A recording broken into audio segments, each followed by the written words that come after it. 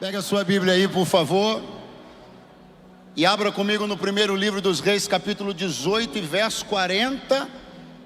E antes que você se desespere, antes que você me olhe com esse olhar, vai ter a palavra da pastora Camila Barros ainda. Calma, que o culto ouça, meu irmão, são 2 porções, ok? Lindão, ok. Então fique em paz. Eu não vou comer o bolo todo, que eu não tenho esse espírito de gula, não. Primeiro Reis, capítulo 18, bote seus olhos no verso 41. Está escrito: então disse Elias a Acabe: sobe, come e bebe, porque ruído há de uma abundante chuva. Não, eu acho que você deve ter ouvido eu dizer que existe ruído de uma tragédia, de uma catástrofe. Deixa eu tentar de novo. Sobe, come e bebe, porque ruído há de uma abundante chuva. Quantos dizem amém? 3 anos e meio, nenhuma gota de orvalho caía em Israel. Há 3 anos e meio. Isso aconteceu segundo uma palavra liberada por esse homem de Deus aqui, o profeta Elias. Bom, por que ele liberou essa palavra?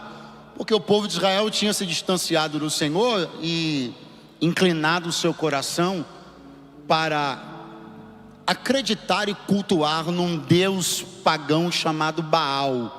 Esse Deus Baal, ele foi importado, por assim dizer, de Tiro e Sidom para Israel, quando Jezabel, quem já ouviu falar em Jezabel aqui? Jezabel, ela deixava o demônio endemoniado. Jezabel era esse quilate de pessoa. E quando Jezabel casou-se com o rei de Israel, Acabe, ela que era estrangeira, ela veio de Tiro e Sidom para Israel, para Samaria, e trouxe esse Deus que ela adorava e umas outras tranqueiras também, mas principalmente esse. E esse Deus acabou caindo um pouco no gosto de Israel, que tinha um coração meio bandido, sabe?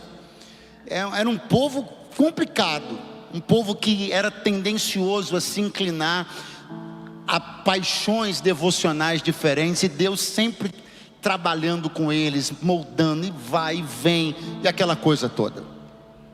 Então, por conta disso, o Senhor fechou o céu para trazer de novo o coração de Israel ao altar único e legítimo que eles deveriam adorar, o Deus de toda a terra. Então não chovia há 3 anos e meio, e agora Elias está decidido a, da mesma maneira que ele acessou um poder espiritual para fechar o céu, tornar a acessar esse poder para agora abrir o céu. E isso vai acontecer, essa chuva vai cair, o povo vai voltar a ter as estações de chuvas regularizadas, o nome do Senhor será glorificado, o povo vai voltar ao altar da adoração. Inclusive, nunca mais Baal voltará a ser cultuado na história de Israel. Israel cometeu até alguns outros erros, esse nunca mais. O culto a Baal foi extinguido da história de Israel, daquele dia, do dia do desafio do Carmelo em diante. Só que antes disso tudo acontecer, essa história toda começa com esse homem de Deus envolvido em mover o céu, mexer com o céu, para desatar aquilo que estava atado. E vai entrar uma personagem, por assim dizer, já nessa história, que ela já foi tema de inúmeras mensagens e de muitas canções que nós amamos. Alguém sabe de que personagem eu estou falando? A pequena nuvem. Vou adiantar os trabalhos para você. Vai aparecer uma pequena nuvem no céu. O moço, o auxiliar de Elias, vai contar para ele que viu uma pequena nuvem no céu. E Elias entenderá essa pequena nuvem do tamanho da mão de um homem como um sinal. Eu disse avisa para a pessoa que está do seu lado e diga para ele: Deus ainda se comunica com sinais. O futuro pode começar a ser experimentado agora através dos sinais. Os sinais de Deus são uma antessala do seu futuro. Você ainda não está lá, mas sabe que é só uma questão de tempo. Quando você entra na antessala de um consultório, por exemplo, você não está no consultório, mas você está num ambiente que já comunica para você que é só uma questão de minutos e você vai entrar naquele lugar. Os sinais de Deus são um jeito de Deus nos colocar numa antessala onde Ele diz: você ainda não está onde queria, mas é só uma questão de tempo. Comece a se acostumar, porque é só uma questão de tempo. Não acreditar num Deus que se comunica por sinais seria reduzir esse Deus à categoria e o tamanho dos deuses de pau e de pedra. Deus tem prazer em nos ambientar, em nos colocar dentro dos ambientes que pertencem ao nosso futuro, à nossa próxima estação. Eu estou profetizando que um sinal de Deus está chegando aí. Eu precisava de pelo menos 580 pessoas agora. Eu estou profetizando que um sinal de Deus está chegando aí. Ok. As músicas são para ela. Para quem? Para a pequena nuvem. As mensagens costumam também ser para ela. Para quem? Para a pequena nuvem. Ela foi um sinal muito marcante, um sinal muito especial, um sinal muito emblemático, mas não foi o primeiro sinal. O primeiro sinal a respeito da chuva não foi um sinal visto, foi um sinal ouvido. Antes de Deus comunicar algo aos olhos, Deus comunica aos ouvidos. As Escrituras enalteceram o sentido da audição em relação a todos os demais. Quando, pastor? Quando a Bíblia disse assim: a fé vem pelo ouvir. Se a fé vem pelo ouvir, não existe nenhum outro sentido do corpo humano tão poderoso quanto a audição. A audição é a porta inicial da comunicação de Deus com o homem. Então escute o que eu estou lhe falando, porque antes que Deus coloque qualquer coisa diante dos seus olhos, Ele colocará um som nos seus ouvidos.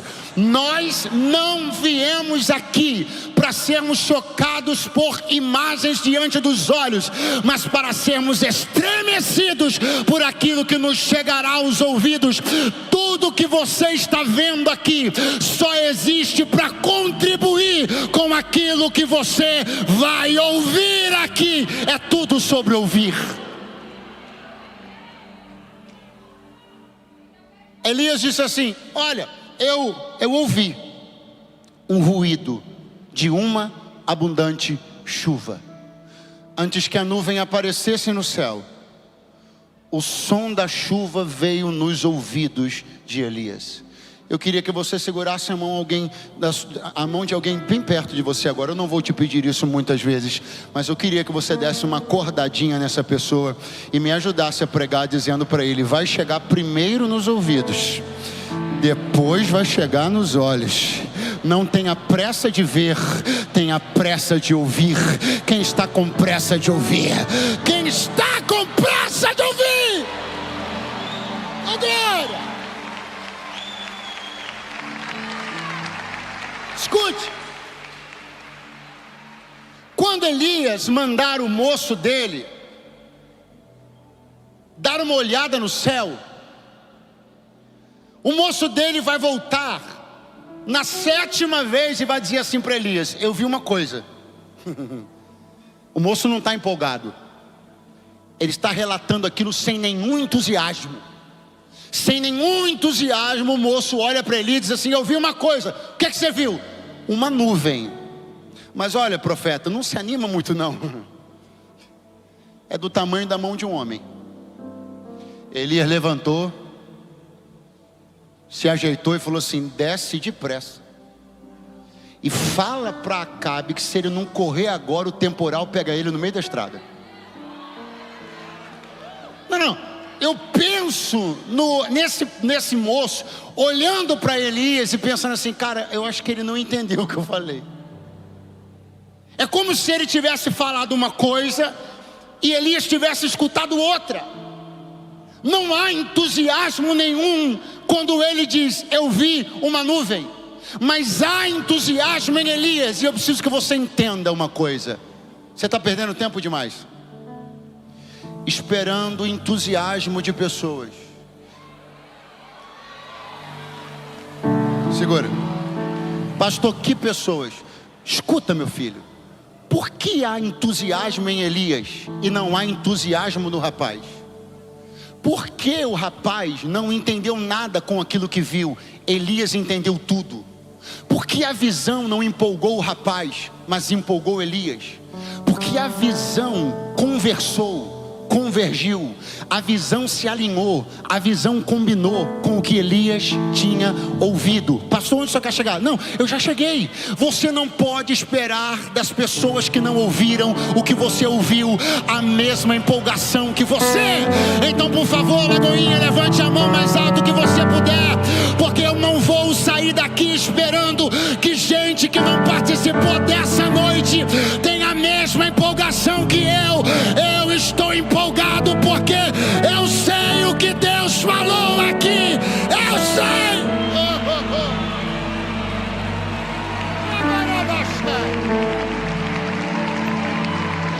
Ei, vai ter gente que vai achar que você é louco, porque a visão para eles não diz nada, o e-mail para eles não diz nada, aquela mensagem para eles não vai dizer nada, o telefonema não vai dizer nada, mas para você vai dizer tudo. Se eles não estiveram nessa reunião, se eles não ouviram o que você ouviu, se não estão submetidos e nem submersos no mesmo ambiente espiritual que você, não espere espiritualidade de quem é carnal. Creia você, insista você, se levante você, celebre você. Você sabe o que você anda ouvindo da parte de Deus, você sabe.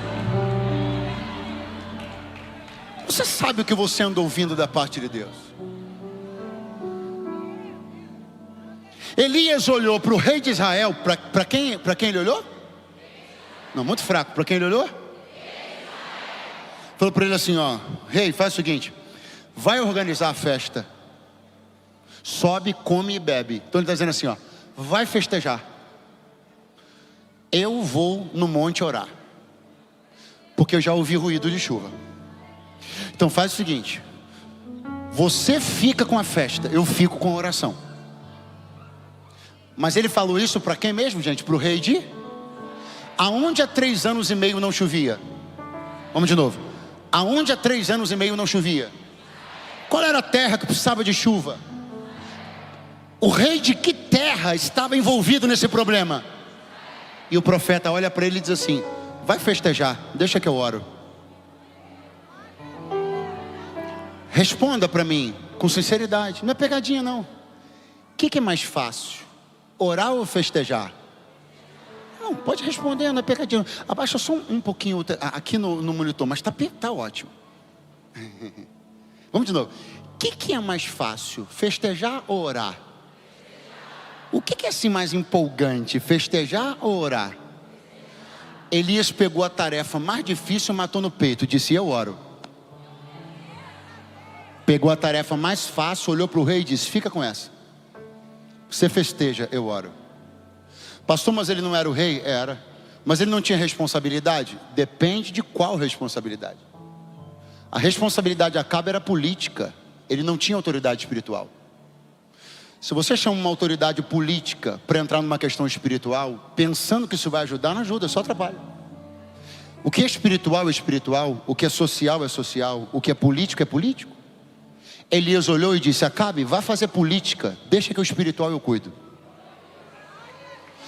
Porque não é interessante, eu não sei até quando você não vai entender isso.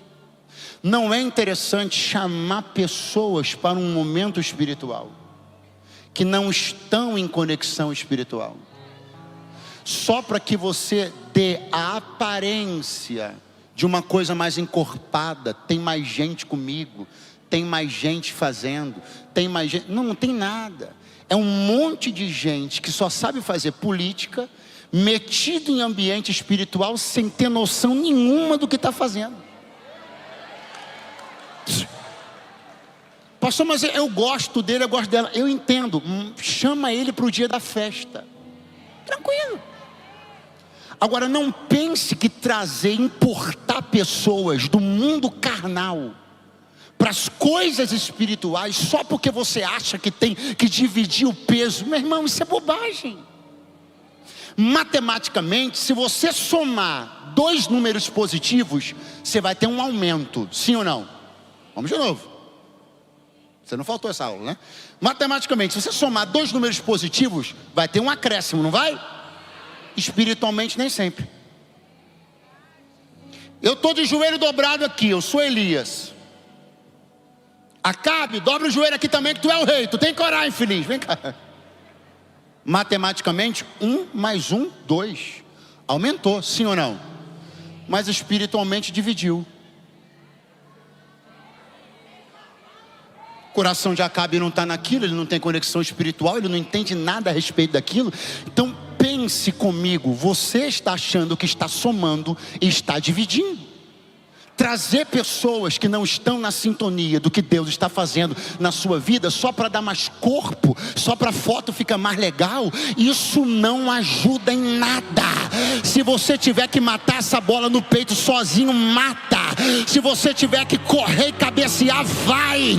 Mas entenda que não adianta chamar pessoas que não estão na mesma fé, no mesmo propósito, no mesmo batismo e na mesma unção.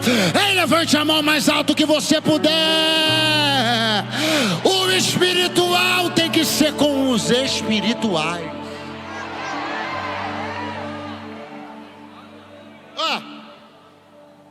Vai fazer a festa. Elias subiu para orar. Subiu para? Pastor, ele subiu onde? No monte. E aonde ele chegou? No cume do monte. Onde é que ele chegou? Cume, lugar mais alto. Depois do cume, tem mais algum lugar para subir? Vou de novo. Depois do cume, tem mais algum lugar?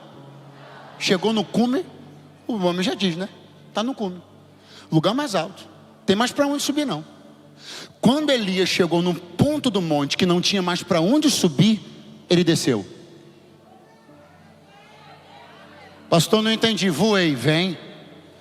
Quando ele chegou no ponto do monte que não tinha mais para onde subir, a Bíblia diz que ele meteu a cara no chão. Quando você não tiver mais para onde subir, desce. Quando você chegar no cume dos negócios que você está fazendo, procura o primeiro chão que você tiver e vá colocar sua cara no pó, porque todo o cume deslumbra, mas todo o chão me lembra quem eu sou e quem Deus é. Vá procurar um chão.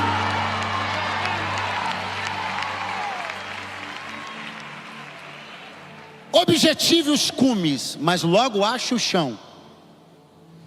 Pisa nele, lembra de algumas coisas, conecta, mexe a cara no pó.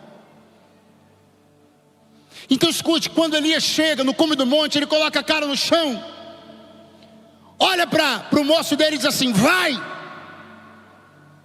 olha para o céu. Mas o céu é grande demais, é por isso que eu vou te dar um ponto de referência. Olhe para o céu na direção da banda do mar. Então olha só, irmão, não era chegar na beira, escolher qualquer parte do céu, botar o olho e ficar olhando. Não, o profeta disse assim, ó: acha o mar primeiro.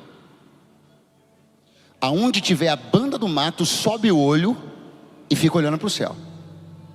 Então não é qualquer parte do céu. Você vai olhar para o céu que está em cima do... Vamos de novo. Você vai olhar para o céu que está em cima do... Vai aparecer uma nuvem.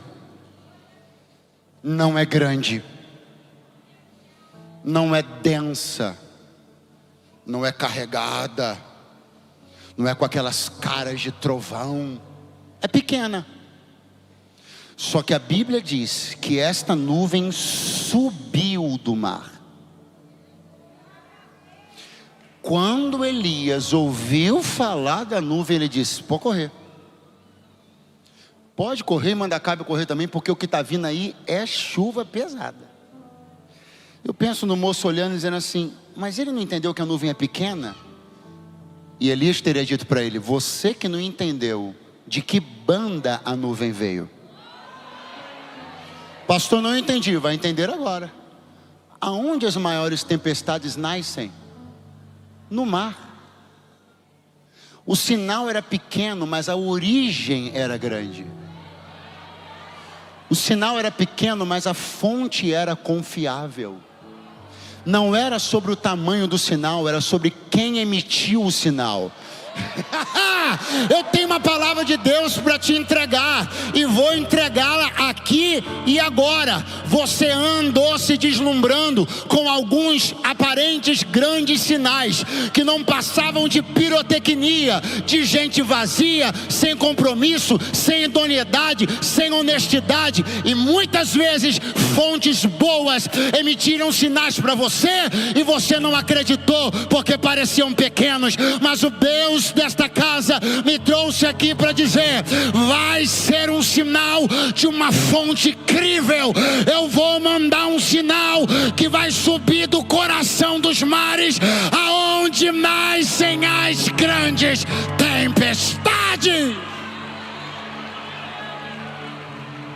Pastor, torna isso prático para mim, com todo prazer. Não é sobre quantas palavras terá o e-mail, é sobre de onde ele veio. Não é sobre o tamanho do áudio, é sobre quem mandou. Alguém além de mim está acreditando que de fontes seguras sinais de Deus vão começar a aparecer? Alguém além de mim está acreditando que de fontes confiáveis sinais de Deus vão começar a acontecer? Eu estou falando para pessoas aqui que foram desiludidas por experiências dolorosas, porque acreditaram na palavra de um. Alguém disse para você: fique tranquilo, está resolvido, a bola está comigo, agora eu toco. Fez uma pirotecnia danada, uma presença, chegou lá botando a maior banca, não deu em nada, não cumpriu nada, te deixou sozinho com papel na mão e sonhos no coração. Mas assim te diz o Senhor: as fontes de onde vêm os meus sinais não tem nada a ver com aquilo que você experimentou até hoje. Seja todo homem mentiroso, mas Deus para sempre verdadeiro.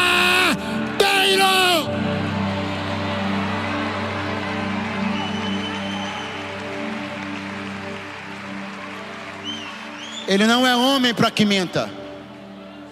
Ele não é filho do homem para que se arrependa. Ele não é como os moleques que você conheceu e pensou que eram homens. Ele não é como os vagabundos que você conheceu e pensou que eram homens de negócios. Deus é digno de toda a fé e de toda a crença. Ele tem uma eternidade como retrospecto ao seu favor. Nenhuma falha, nunca mentiu, nunca enganou. Ele é Deus.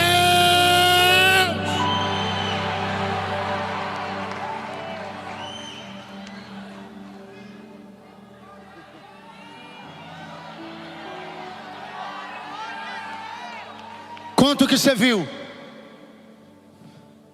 Viu uma nuvem pequena. Referência. Eu disse o quê? Você vê uma coisa, você tenta explicar, você usa uma referência. Você vê uma coisa num tamanho, você quer explicar, você vai usar uma referência. Que referência você vai usar? De alguma coisa que esteja latente na sua cabeça. Ele poderia ter falado sobre inúmeras outras coisas que são do tamanho da mão de um homem. Ele poderia ter falado: eu vi uma nuvem do tamanho de uma pedra de deserto. Mesma coisa. Ele poderia ter falado: eu vi uma nuvem do tamanho da folha de uma árvore tal. Mesma coisa. Existem inúmeras outras coisas que têm as mesmas dimensões daquela nuvem. Mas havia uma coisa forte na cabeça dele. Ninguém fala as coisas assim por acaso. Para falar uma coisa como essa que ele falou, é porque isso era algo que fazia sentido para ele. Estava recorrentemente na mão dele, na mente dele. E o que é que está recorrentemente na mente dele? O que é que é uma referência pujante na cabeça desse camarada? A mão de um homem. O que ele conhece? O que ele viu? O que ele experimentou? A mão de um homem. Que tipo de coisa ele está acostumado a ver? A mão de um homem. Que tipo de ação ele está acostumado a ver sendo exercida em alguma crise? A mão de um homem. Que tipo de ação ele está acostumado a ver para tirar alguém de uma situação difícil? A mão de um homem. A referência mais forte na cabeça daquele rapaz era a mão de um homem. Mas existe um tempo da vida. Alguém levantou a mão lá atrás. Existe um tempo da vida, e estou profetizando que este tempo para você chegou,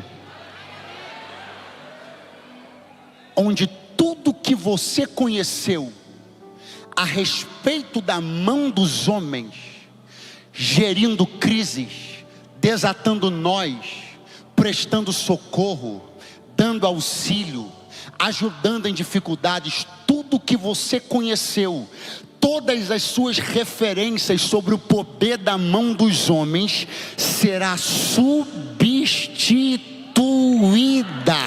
por uma nova, vou tentar de novo, uma nova referência. E não é mais sobre a mão de homens, mas agora será sobre a mão de Deus. As histórias que você conta vão mudar de protagonista. Você não contará histórias aonde situações foram salvas pela mão de pessoas, mas você contará histórias onde situações se resolveram debaixo do poder da mão de Deus.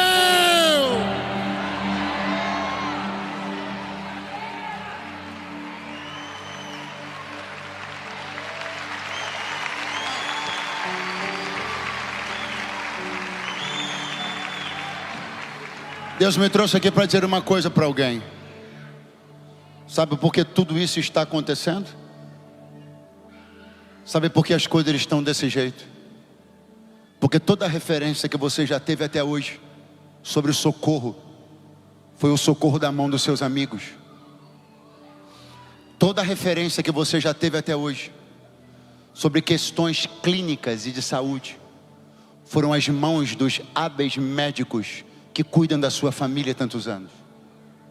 Todas as referências que você teve até hoje sobre questões legais complexas dizem respeito às hábeis mãos dos advogados que sempre estiveram ao seu dispor. Mas Deus me trouxe aqui para dizer: eu estou mudando as suas referências. Você contou muitas histórias empolgado sobre o que as mãos dos seus advogados fizeram. Você já deixou pessoas embasbacadas à mesa contando o que a mão de seus gestores financeiros fizeram. Você já contou empolgadíssimo para muitas pessoas o que a mão de um tratamento no exterior fez pela saúde de alguém. E o Senhor me trouxe para dizer: você já deu glória para a mão dos homens por muito tempo. Chegou a hora de você conhecer o que só a minha mão pode. Só a minha mão pode fazer. Existe um tempo da vida aonde o homem está numa situação aonde as mãos de todas as pessoas que já lhe socorreram desta vez não podem lhe socorrer, e essa é a hora onde Deus olha e diz: chegou a hora de você saber que a minha mão é maior do que a mão dos médicos, a minha mão é maior do que a dos advogados, a minha mão é maior do que os gestores de crise, a minha mão pode tirar qualquer um de qualquer situação e mudar qualquer cenário. Se alguém aqui está com vontade de conhecer o poder da mão de Deus, dá um grito de glória a Deus.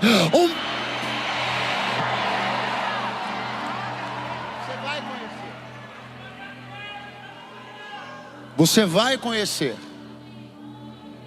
o poder da mão de Deus. Você vai experimentar nesse tempo da sua vida o poder do socorro da mão de Deus.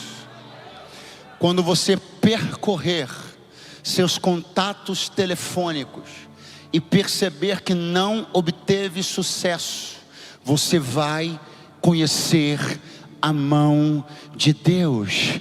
Quando você andar com exames de um lado para o outro dessa nação e de outros países sem resposta, você vai conhecer a mão de Deus. Quando você já tiver colocado uma grana na mão dos melhores advogados desse país sem conseguir desatar aquele imbróglio jurídico, você vai conhecer a mão de Deus. Esse pode não ser o melhor momento da sua vida, mas é neste momento que você vai conhecer a mão de... Se alguém acredita nisso, dá um pulo dessa cadeira, fica de pé do seu lugar agora. Que se revele a mão de Deus, que se manifeste a mão de Deus, que se apresente a mão de Deus.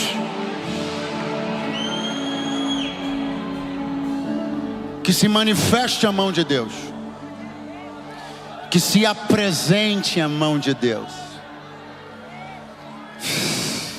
que entre em cena a mão de Deus, que a mão de Deus abra as cortinas e dê o espetáculo mais grandioso que você já viu na sua vida.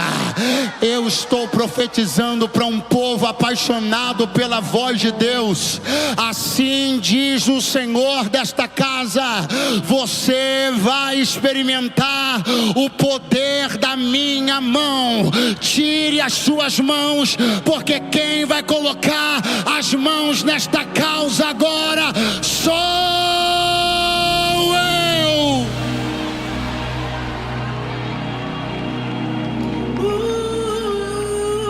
Começa a transferir para a mão de Deus agora. Liga teu pensamento no céu e começa a transferir. O que é que você precisa transferir para a mão de Deus? O que é que está na mão de alguém e você precisa colocar na mão de Deus hoje? O que é que você tem se esforçado para resolver sem sucesso e precisa colocar na mão de Deus hoje?